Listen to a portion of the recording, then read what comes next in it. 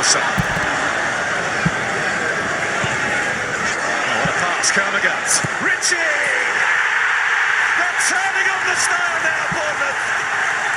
I'm not sure I'll ever get tired of hearing that. Here come the cherries and we're heading for the top of the tree.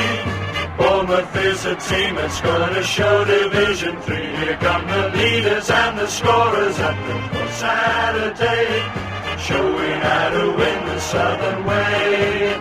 So we sing, come on Bournemouth, come on Bournemouth. While you're out there winning, hear the shouting and the singing. We sing, come on Bournemouth, come on Bournemouth. Here come the Cherries, here come the Cherries, here come the Cherries, number one.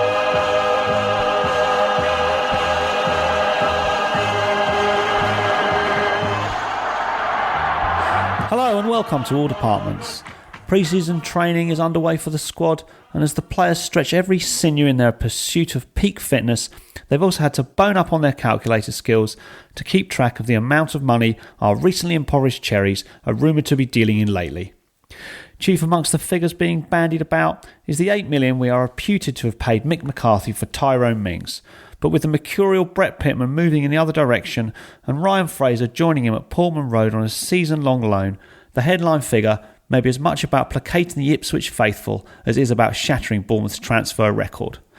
Joining Pitman and Fraser in balancing out the Mings fee is a shirt sponsorship deal with Mansion Group Online Gaming, said to be worth up to £5 million. This arrangement has led some amongst us to question the morality of the club effectively giving gambling its seal of approval, although my own feelings of indignation subsided somewhat when it was pointed out to me that we have had the Sky Bet logo on our shirt for the past 2 years in the Championship.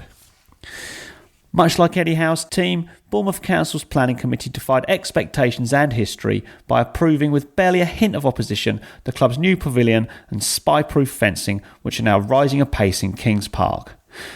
Joining us now is a man who remembers the club in the days when big money signings and ambitious construction projects resulted in less than positive outcomes at Dean Court. 40 years ago, Kevin Reeves broke into John Benson's Bournemouth team less than a year after leaving school to give renewed hope to Cherries fans at a time when optimism was in short supply. Kevin, welcome to All Departments. Thank you, Michael. Going back in time all the way to the early 1970s, the start of your career, I know you grew up in Burley in the New Forest, and like me, you went to Twynham School, and you obviously were a precocious talent from a young age. Can you remember how you came to sign for the Cherries? Yeah, it was. I played. As you say, I was at Twynham School, and we played in a cup final in Bournemouth, and I remember it so well because it was the only time we won the sort of Bournemouth Schools Cup final, and we were 3-0 down, and we eventually won 5-3. I scored a couple of goals in the game, and I think as most clubs did at that time, they'd have scouts, at those type of games, cup finals, representative games, and things like that. And Reg Steele, God bless him, was the chief scout at Bournemouth at that time, and sort of pulled me after the game and said that he wanted me to come for some trials for Bournemouth. And I can't remember how long it was after that, but it was sort of one of those. At that time, you had a trial game, and you had possibles and probables, and it was, this sort of, you put bibs on if you're probable, and bibs on if you're possible. And I remember distinctly putting a possible bib on for my first game, and worked myself up to a probable, and then started attending training sessions at Bournemouth on a Tuesday and a Thursday night. And when you first arrived at the club, was John Bond the manager? John Bond was the manager when I first went to the club. Yeah, as I say, I trained on the Tuesday and Thursday night outside the stadium there on the concrete on the floodlights. Yeah, a bit of a difference from how it is nowadays, but I absolutely loved it. I mean, I lived in Burley at that time, and sort of the last bus back to Burley was 7:20 at night. I think 7:30, something like that. So my mum used to come and pick me up and take me back. I used to get back to Christchurch and then get a lift back with my mum, who was a major part, really, in me being able to sort of continue my training sessions and matches at the weekends and things. And it was John Bond was manager at that time, and then when I actually signed as an apprentice at the club, he then left, and my first manager when I was there was Trevor Hartley. And can you remember who was running the youth team when you first joined? Was it Bobby Howe? Bobby Howe was certainly in charge of the reserve team when I went there, and Bobby was the first person that actually put me up front. I was quite small as a young lad, and I sort of was playing fullback. I play in midfield a number of times as well. But Bob actually sort of said, what do you think about playing up front? And anyway, he put me up front, and it was the making of me, really. I remember my first reserve team game away at Fulham, and playing up there and doing okay, and it went on from there. So he was the first one actually to try me in that position. And you mentioned Trevor Hartley was one of the managers at the very start of your time at the club. He was the man who took over from John Bond, and he was very young. I think he was about 26, 27 then. And he probably had a tenure which lasted about 18 months. You were obviously much younger, so you probably had some respect for him. But do you think he found it difficult managing the players of a similar age or perhaps even older? Yeah, definitely. I think I played with John Bond, throughout my career, and he was a very strong, powerful character, and he was the making of me as a footballer and taught me virtually, everything I knew about playing up front. I mean, he was a fullback himself, but he actually loved teaching strikers about making runs and things like that. So I learned so much from him. But I actually I was one of those, as you say, a young lad who came into the club. I actually liked Trev. He was very good to me. There was a lot of good things that he did for me early on in my career. But he did come into that period where he took over from a very successful manager with players that he played with. And a lot of those players at that time also wanted to follow John Bond and go to Norwich, and a number of them did eventually. And I remember, distinctly turning up at pre-season, my first pre-season when I was 16, and there was very much an atmosphere of players that wanted to actually leave and join John Bond. And it was a difficult situation for Trevor Hartley, as can often be the case with anybody that takes over from a very successful manager. And it was difficult for him, but I actually got on very well with him. I respected him and I liked him a lot. And as you mentioned, the club, when you made your debut for the first team, had gone through quite a difficult period. John Bond had left. Quite a few of the squad had followed him to Norwich.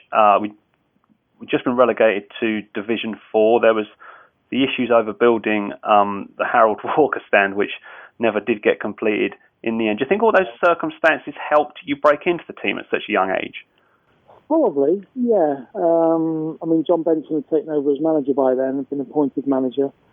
And he was the one that actually gave me, my debut for Bournemouth. But I think there was a number. We actually had a very good youth team at that time as well. The likes of Howard Goddard, Mark Nightingale, Ian Cunningham, Steve Gritt. We all came through together at the same time. There was a very good academy there, youth team there. That certainly helped. And whilst probably the results were inconsistent, a lot of the young players came through at that time.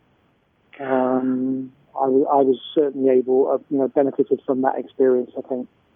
And you made your debut at 17, quite near the start of the 75-76 season, I think, against Doncaster. And then you scored your first goal a couple of weeks later against Newport. Do you remember those early games? I do, actually. I remember my debut. I actually came on in a night game. I think against Scunthorpe, actually. I think I came on. I remember Keith Miller getting injured, and quite early in the game, I was Benno sort of pulled me and said that he was thinking of starting me. I was really nervy and sort of said that I didn't think I was ready to start, and a bit probably forced myself out of the team that night, actually. And then sort of, as luck may have it, Keith was, well, not for him obviously, but for me, Keith got injured in the game, and when you only had one sub then, of course, as well. And I came on quite early in the game and played in midfield and had a good game. But it was when we were already relegated and we were going down to Division 4 as it was then. And then as you say, the start of the second season, I eventually worked myself into the team against Newport at home and scored. I think I scored the next 3 games. I actually scored against Newport. I think we played Brentford midweek and scored, and then Reading away, who went up as champions that year, I think. Scored 3 goals on the trot and ended up with I think about 8 goals that season with and you know, it sort of really enjoyed it. And as I say, played with a few of my mates who had come through the youth team at the same time. And played with some good players as well. You know, there were some senior players still there who were good pros and helped me, like John O'Rourke, I remember, who played up front, who I know lived locally for a long time. You know, sort of helped me enormously when I was a young boy. You know, as an apprentice. Alan Welsh and Hagee and people like that, were good pros there, and they help the young boys a lot. Yeah, because at 17, most 17-year-olds aren't first-team players in the Football League. Did you feel that you were in an unusual situation, and did you feel confident amongst your teammates and in the games despite your age? I felt confident in my own ability. And listen, you're a hometown boy, and I think supporters identify with local boys who get into the first team. They give you a chance, and I happened to get into the team and do quite well early on. So I always had a very good relationship with the supporters, and that helped enormously, I think. But I always sort of believed in my ability. I always felt that I could perform at that level. And then I, was obviously involved in the England youth team at that time. For a 4th division player to be involved in the England youth team was quite an accolade as well, and that was a confidence booster. And that's, generally it is about confidence. And over the sort of over the period that I played for Bournemouth, I sort of managed to sort of stay in the team for the majority of the time. Yeah, according to the statistics I've seen, you played 42 games in your first full season, which I think was your only complete season as a first teamer at Dean Court. Was it? And you mentioned England youth as well. Was it tiring? Did you ever feel like you needed a break? No, never. No, I mean it does. I think times have changed, and now, the intensity of the I'm working with Everton at the moment. The intensity of the Premier League and playing, midweek and Saturdays is maybe different for the players now. But at that time, it was just you wanted to play midweek, you wanted to play on a Saturday, and you sort of adjusted your training schedule to sort of balance that out a little bit. But I just look forward to every single game. And probably one of the happiest times I've ever had as a football player was my apprenticeship at Bournemouth. Those 2 years where you're working with sort of a group of lads who all want to achieve. It was a fantastic time when I was, from 16 to 18. As you say, I got into the team at 17, which was an added bonus. But I never at any time felt tired or not looking forward to games or anything like that. There was just, enthusiasm to play every game that I was picked for.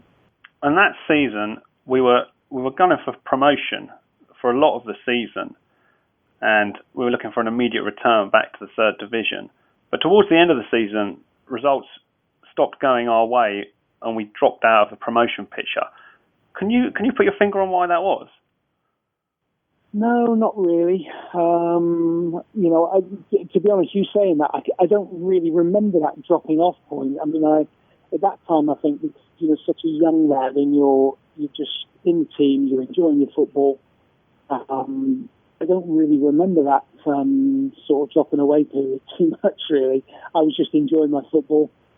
And it's, every time I've gone on and stepped onto a level, it's always surprised me. I've always thought that I believed in myself and in my own ability and everything. But I was always surprised in the levels that I stepped to.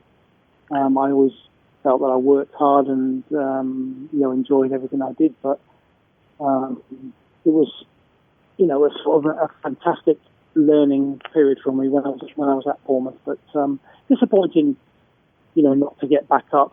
But as I said before, I played with some great lads, and the added bonus of players that I'd gone through that apprenticeship period of learning period, and playing in the first team was fantastic for me. And you mentioned Howard Goddard earlier. You and him were the main source of goals, really, for the team that season. And I think your combined age was probably not much more than 30. Did you feel, or looking back, do you feel that you and him were carrying the team? No, not at all. Again, you don't think like that when you're a young boy. I mean, Howard was actually a better goal scorer than me. I mean, when he got into good positions, he was a better. I always, when I was watching Bournemouth when I was a kid, sort of 13, 14 years of age, and Ted McDougall and Phil Boyer were the two strikers that I watched, and I always, Ted was a goal scorer, and I always liked Phil Boyer. I sort of not modelled myself on him, but I always thought of myself as that type of player, not necessarily a number 9 getting 25 goals every season, but somebody that liked to play off the main striker and worked hard, and they were my my role models for growing up when I was a young boy. And Phil Boyer in particular, who I played with, ironically, at Manchester City years later, and sort of realised how good a player he was. And it was a bit like that with Howard and myself. Howard was the number 9.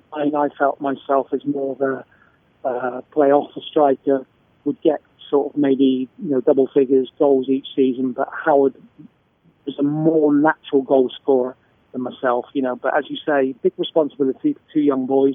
But we loved it, to be honest. We were, as I say, we grew up through the youth policy at Bournemouth together, and we didn't play with a lot of fear or anything like that. It was young enthusiasm. And at the end of that season, the squad was trimmed, and one of the players that left was Howard Goddard. I think he went to Swindon. Did that come as a surprise to you? Yeah, one or two. Mark Nightingale was a very, very good player as well, who I sort of, grew up with. One or two of the players left. Ian Cunningham, I always thought should maybe have played more games than he probably did do. I think John as well. John Benson liked predominantly. He did play younger players, but he did like experienced players, and thought, I think, to get out of that league, that you probably need more experienced players as well. And the likes of John Wingate coming in, who played up front, and Hughie Riley came in midfield, and there were some experienced players who came in, and maybe that was his thoughts, in that you needed a bit of experience as well to get out. And just a couple of other things about that first season. They were both in March. The first one I wanted to ask about was when we played Southport. We drew 3-3. You scored, I think, the first goal in that game. And in the final part of the game, there was a bomb scare. And there was. Yeah, the players were joined on the pitch, I think, by most of the crowd. Do you remember that? I do remember it. Yeah, it was a weird experience. I remember the game vaguely, but I remember the bomb scare more. I can't remember what minute it was, but I remember the supporters all coming on the pitch. It was a really strange situation. I did actually get a hat-trick against Southport. I can't remember whether it was that. Well, obviously it wasn't that game, but I still got the match ball, believe it or not, in my cupboard. I only had two hat-tricks in my career, and one for Burley against Port Vale and Bournemouth against Southport. So it must have been another game where I got the hat-trick, but I do remember the bomb scare very well. And the following week, there was another bombshell of sorts. We played at Northampton, and we lost 6-0. You probably don't want to be reminded about this one, but from what I understand, most of the goals, 4 or 5 of them, came in the final few minutes before half-time. You must have felt like the whole world was collapsing around you.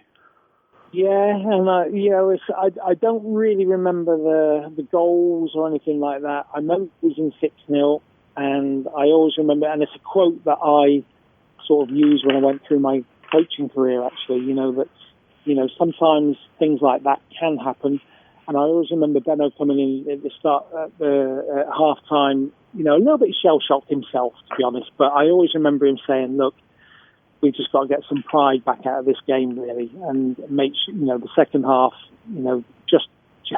just win the second half, because, obviously everybody knew we're not going to get a result out of this. They were a good side at the time as well, but having said that, we played for a bit of pride second half, and as daft as it might sound, we drew the second half 0-0. We did lose 6-0 eventually, obviously, but I've actually used that, sometimes in my career, coaching career when I was at Wrexham and Swansea. That listen, sometimes if you're getting stuffed and there's no way back, you at least play for some pride, and we did that second half, and we at least got something of, from a team spirit point of view, we got something out of the game. Yeah, I think at the end of the season, Northampton went straight up. We finished 6th, and as I said, the team broke up to some extent. There was cuts at the club due to the financial situation.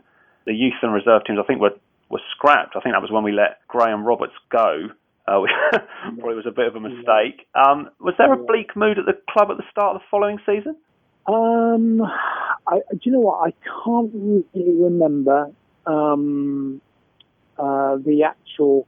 Again, probably a bit selfishly. I was doing okay, and I was enjoying myself, and I think you just adapt and get on with it, really. The financial situation itself. I do remember the youth team and the reserve side getting scrapped, and thinking that was a major setback, really, because what I couldn't understand, I remember thinking at that time, what I couldn't understand is we'd had so many players that we produced through the youth system at that time. We had a very good, and Reg, was instrumental in that, really. He had a great way about him, and a great manner, and a way of sort of, persuading people to come and sign for Bournemouth.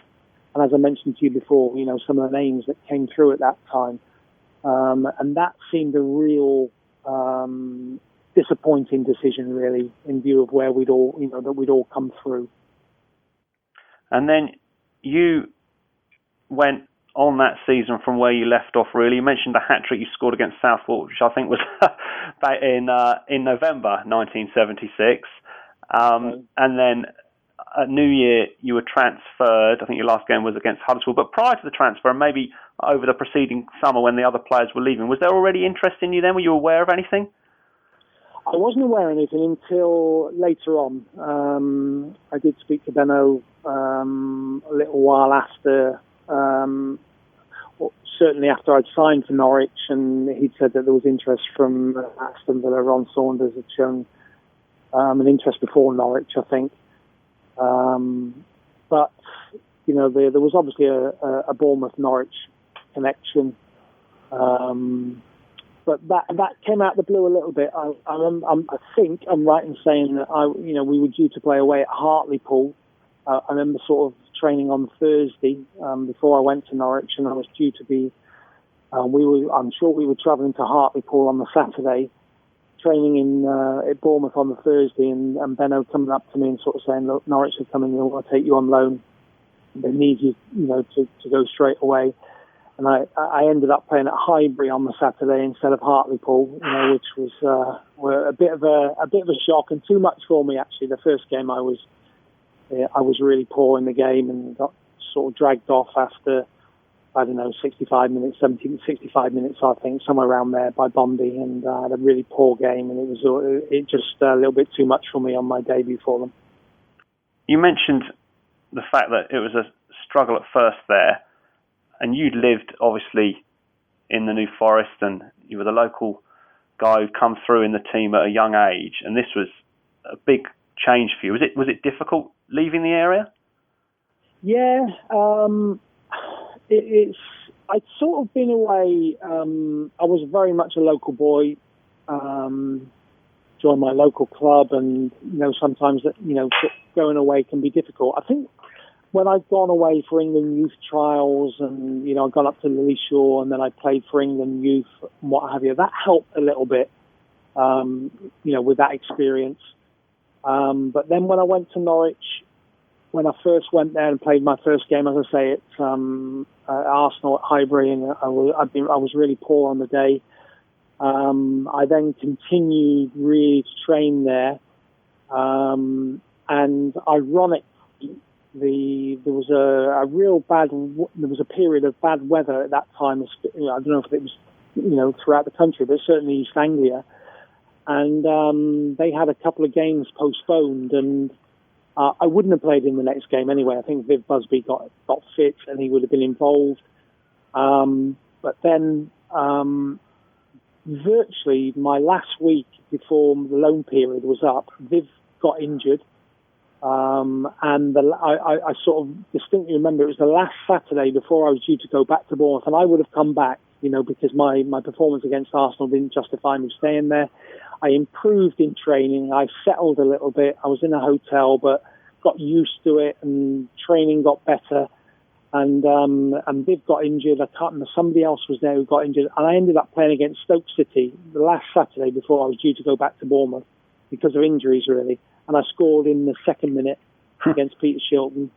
And I never looked back from that. It gave me massive confidence. We drew that game 1-1, but after that, I stayed in the team and scored I had a good goal scoring record for the rest of that season. But it's amazing how things like that can change your career. That's really.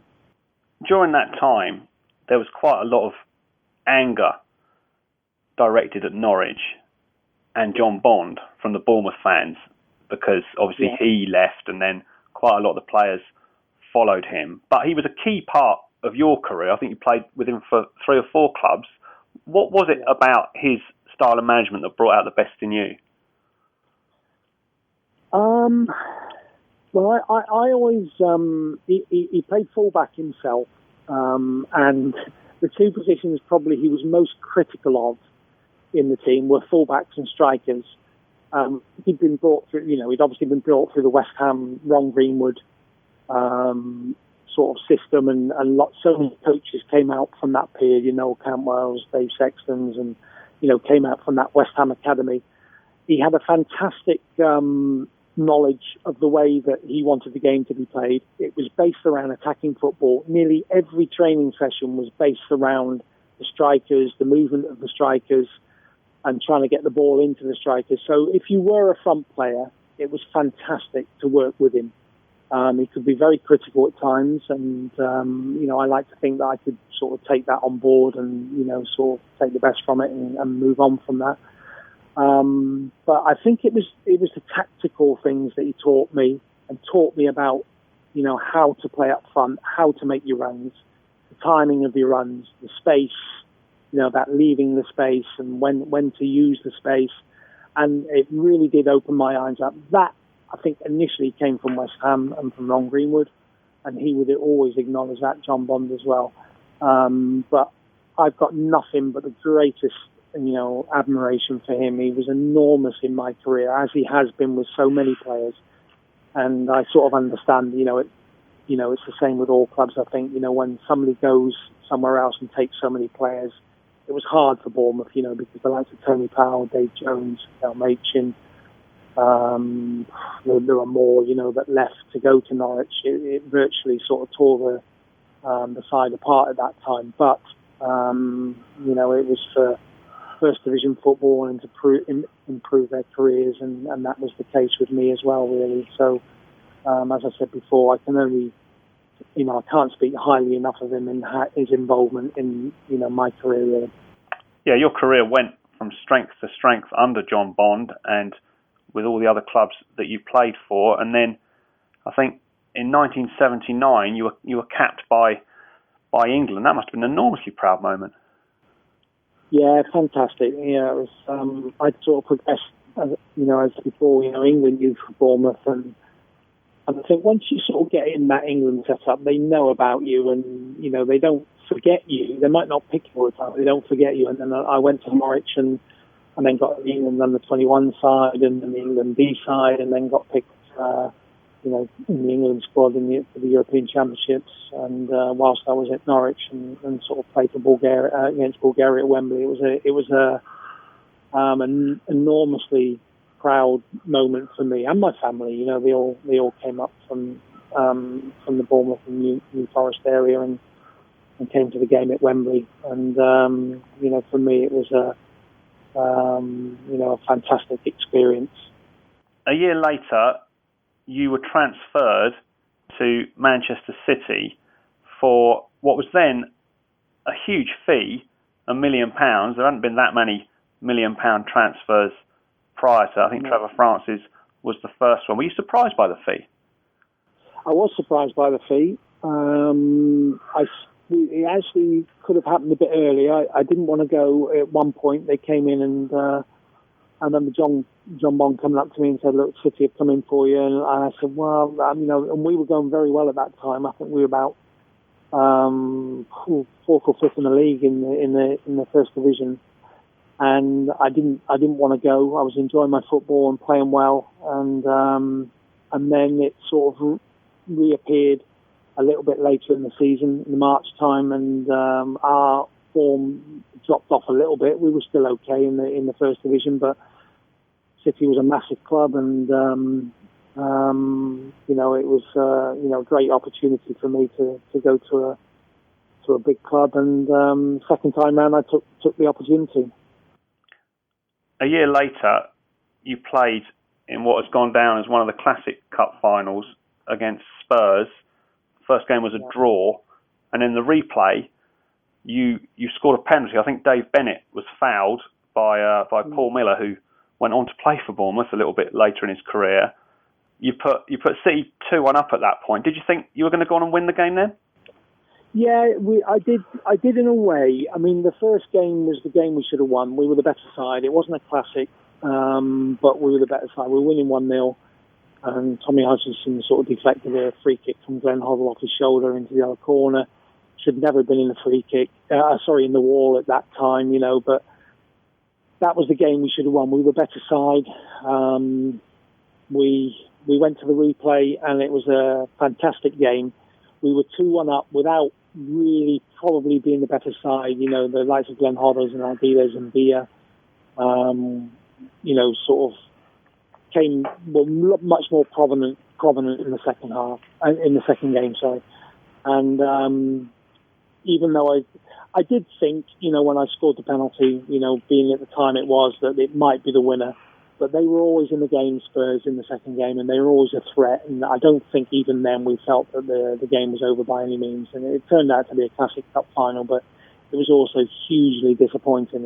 It's nice to be remembered now as one of the all-time sort of great cup finals. But and the penalty really was just one of the sort of thoughts going through my mind at that time was that nobody missed a penalty at Wembley, so there was a bit of pressure on me, and I knew that before the game, but I'd made my mind up, should we get a penalty where I was going to put it, and fortunately I struck it well, and Alexic, the goalkeeper, sort of went the right way but didn't get to it. But listen, it was still, now I look back on it now, and it was a fantastic playing the cup final. I think it's sort of most Englishmen's dream to play in the FA Cup final, and it certainly was mine. And then your next club, I think it was also under John Bond, was Burnley, but unfortunately your career finished at a very young age, 26. I think it was a hip injury or arthritis or something. That must have been quite a blow for you at the time. It was, very much so, yeah. And I was having a really good season. I scored most goals that year. That season for Burnley than I had done anywhere else. And we had a fantastic team as well. A lot of I played up front with Billy Hamilton, and we had Nicky Phelan at the back, and Brian Flynn, Willie Donachie, Tommy Hutchinson, Jerry Gow, Steve Daly. We had a really good side, and it was a shame really, because I was really enjoying my football, and as you say, it was a hip injury, and it sort of. There was a period where I left it for 3-4 months to see how it would react, and waited to see whether I would be able to play again. But when I came back, it was literally the same. So, took the decision that I'd have to retire. And to be fair to John Bond, the coaching job at Burnley, I had 3-year contract there, but he said, look, rather than just, why don't you, take the youth and reserves, and with Tommy Hutchinson, we did that, and that really got me into my coaching career, which lasted for 20 years. So again, I had to be very, very thankful for John Bond, really, for giving me that opportunity.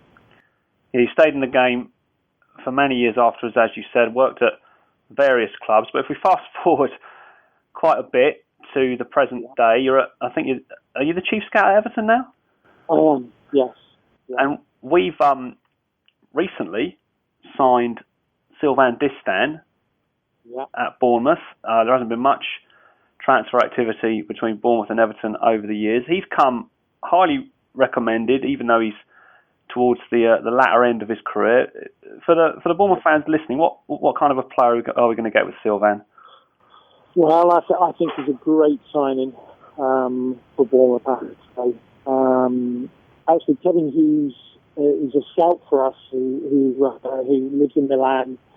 His son is at Bournemouth, involved in the recruitment there. And, so we've sort of gone through those channels a little bit, and, one or two times they've asked me about him. But he's a fantastic pro. He's still fit. He played a number of games early on in the season last year, and I think the thing that I like about Sylvain as well is we had a few under 21 games, and he asked to play in those to keep fit, and his level of performance was very high in those. I still think he's got he's probably not the pace that he had maybe 3 or 4 years ago, but he's still quick. As I say, he's got a fantastic attitude. I think he's a really good signing for Bournemouth, and I think he normally stays fit as well, and I think he'll be a big influence, for Bournemouth this season. And I'm sure you've kept half an eye on our progress in recent seasons, particularly last season. There's been huge changes at the club, well, since your day and really in the last few years. Have you been surprised at Bournemouth's progress? Surprised, I think everybody would have to be surprised. I'm delighted for Eddie, particularly with him being a local boy as well. I don't know him really well. We speak, at times when we see each other. But I'm chuffed to bits that, he's got Bournemouth into the Premier League, and with him being a local fella. Jeff Mostyn I know very well, because he when I was at Manchester City, he actually used to come to a lot of the games then, and he was a bit of a pal actually when I was at Man City, and I texted him after he got promotion, into the Premier League, and we've sort of texted and spoken a few times over the years. So I'm delighted for him as well, because he's a nice fella. But just delighted for my hometown club, really. And it's just a bit of a shame Burnley went down, because I had Burnley, Bournemouth, Norwich and Man City, which would have been all my 4 clubs that I played for, would have all been in the Premier League if they'd managed to stay up, and it would have been fantastic. And so, I still, obviously, my folks are still down there. I go down. My nephew goes to the game sometimes down there. So, with my sort of, where I've come from, I'm absolutely chuffed that they're in the Premier League. It's going to be great to see them there. And you mentioned Burnley went straight back down this season after going up. You've got probably more knowledge of the Premier League than most of the people listening to this podcast. How do you think Bournemouth will fare in the Premier League? Do you think we'll struggle? Well, what I would say is I think they made some good signings. I mean, you mentioned about Sylvain, but Christian Atsu, who was with us as well, was really unlucky with us. He had a few injuries. He went away with the African nations and didn't come back, unfortunately, to the Friday, and we were playing on the Saturday. So because of that, he missed sort of 4 or 5 games. More than that, actually. I think it was about 7 or 8 games through the season where he got injured. I remember him getting injured, starting against Krasnodar and getting injured after 8 minutes, and he should have played a lot more minutes for us. And he's very, very unlucky. I think he's a great signing. I think they've made good signings, Bournemouth. It's going to be tough for any club that comes up, because there's no respite in the Premier League. Every single game I was at Wigan for 4 years, and whereas in the Championship you can maybe go on a run of, maybe 8-10 games where you don't lose a game, in the Premier League, for a club at that level, it's impossible to go on a run of sort of 8 or 9 games. You just got to pick points up whenever you can, and every win is vital. It's going to be really tough, but I think they've made good signings. They've got a good coach, and there's a lot of enthusiasm and expectation there. And one of those clubs that comes up will stay up. And I hope it's Bournemouth.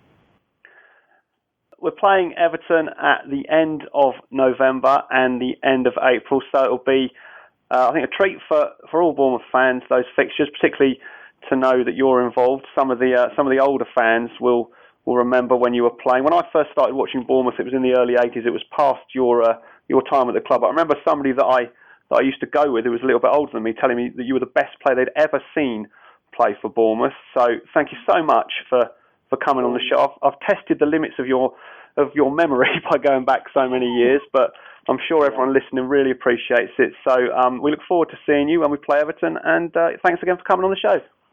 No problem, Michael. Bye-bye now.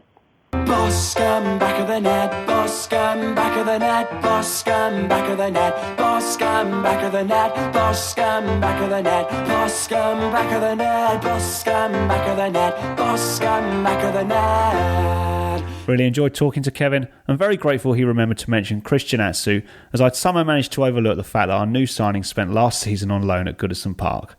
Christian and the rest of the squad will soon be flying out to Pennsylvania for the pre-season training camp that culminates with a friendly against the Philadelphia Union at PPL Park on July the 14th. We should have someone on the show reporting back from the US on that match, so keep an eye out for that one in a couple of weeks' time. In the meantime, all previous podcast episodes are archived on the All Departments website at www.alldepartments.wordpress.com. If you want to get in touch, email alldepartmentspodcast@gmail.com, and you can follow on Twitter at alldepartments. Well, with our heroes in red and black about to go west, I've rummaged through my small pile of Cherry Red records and dug out Go South, a tune released in the run-up to our glorious visit to the Millennium Stadium in 2003. It's fair to say the quality of our performance that day was not matched by what you're about to hear, but I guess, in a way, for that, we should be truly thankful. So up the Cherries in all departments, and goodbye. Go South, there's a team down there. Go South, with a lot of flair. Go South, they're gonna take us through. Where? To Division 2. Kick the Mossy, then Browning too. Big Fletch, O'Connor and haters through.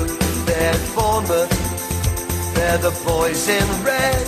Our Bournemouth, back off the net. Come on Bournemouth, you will hear us shout. Come on Bournemouth, when the lads come out. Come on Bournemouth, it's the greatest sound. Come on Bournemouth, all around the ground is Wade Elliott, out on the wing, he's brilliant.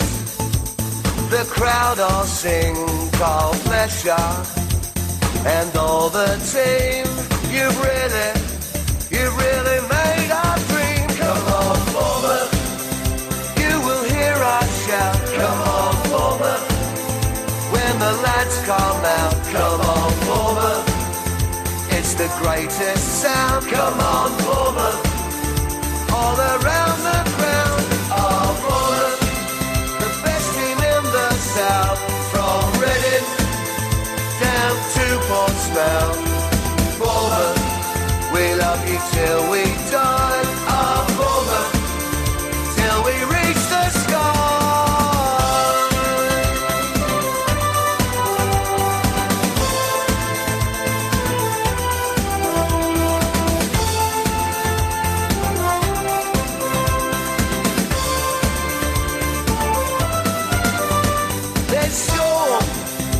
There's Granty too. Oh Bournemouth, yeah, we love you. Oh Phillips, you really woke us up. And now, you're gonna take us up. Bournemouth, we love you till we die. Bournemouth, till we reach the sky. sky. Bournemouth, it's time to say goodbye. Goodbye to Division 3. Bye-bye to Division 3. Bye-bye to Division 3. Bye-bye to Division 3. Goodbye to Division 3. Go south, there's a team down there. Go south, with a lot of men. Go south, they're gonna take us through. Where? To Division 2. Goodbye to Division 3. Bye-bye to Division 3. Bye-bye to Division 3. Goodbye to Division 3. Go south, there's a team down there. Go south, with a lot of men. Go south, will they take us